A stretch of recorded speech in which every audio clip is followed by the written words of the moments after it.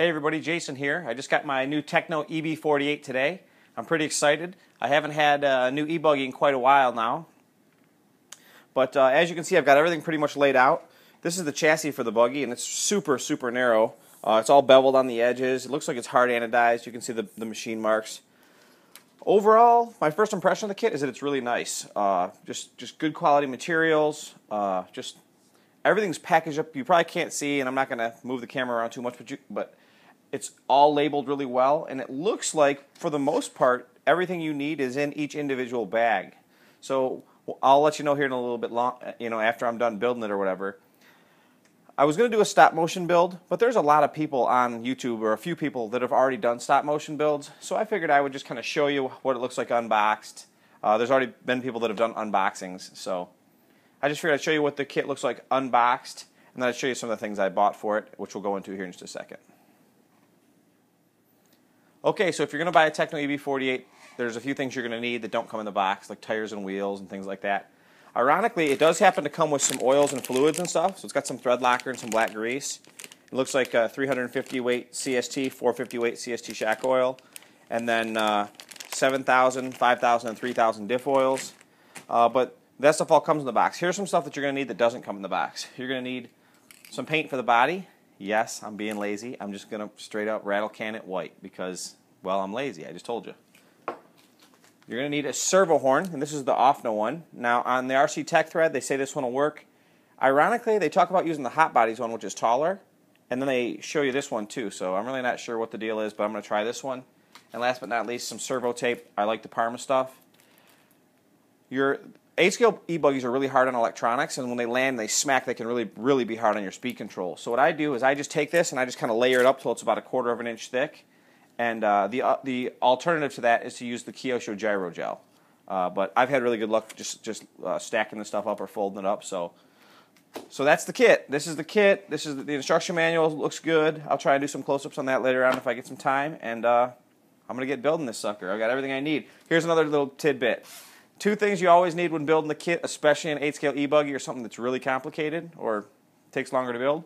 1, a good old little driver, because this will save your butt with some hex bits, and a good set of headphones. That way you can rock and roll while you're getting at it. So thanks for watching this video, and I'll see you guys. Hopefully the next time you see me, this thing will be built, and we'll be on the track with it. Talk to you then. Bye-bye.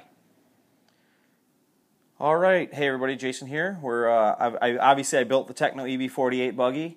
Really cool buggy.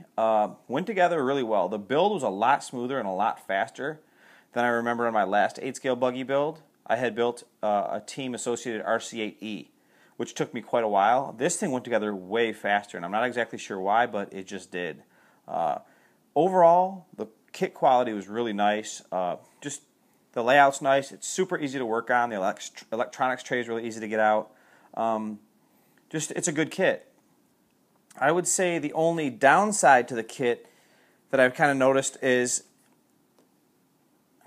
it bothers me that a lot of these companies sell you these awesome kits, but you see that their factory drivers are running all kinds of other stuff. And as a perfect example, this is a $550 e-buggy. It's $550 at Tower. It's $550 at A-Main. I bought this one from Stormer. And by the way, I want to give a big shout out and say thank you to Bob Stormer. He knows what I'm talking about. Bob overnighted this to me. I paid for it, but he overnighted it to me as a favor so that I could race my last race here in Illinois tomorrow. But you buy this $550 buggy, and you see that all the team drivers are running 8-hole Kyosho pistons, which isn't a ton of money, say $15, $16 total. But then you see they're running Kyosho springs, which is another $16 a pair for the front, $16 for the rear, it's another $30. I mean, you end up in a situation where you go from a $550 buggy to a $660 buggy with just a few hop-ups.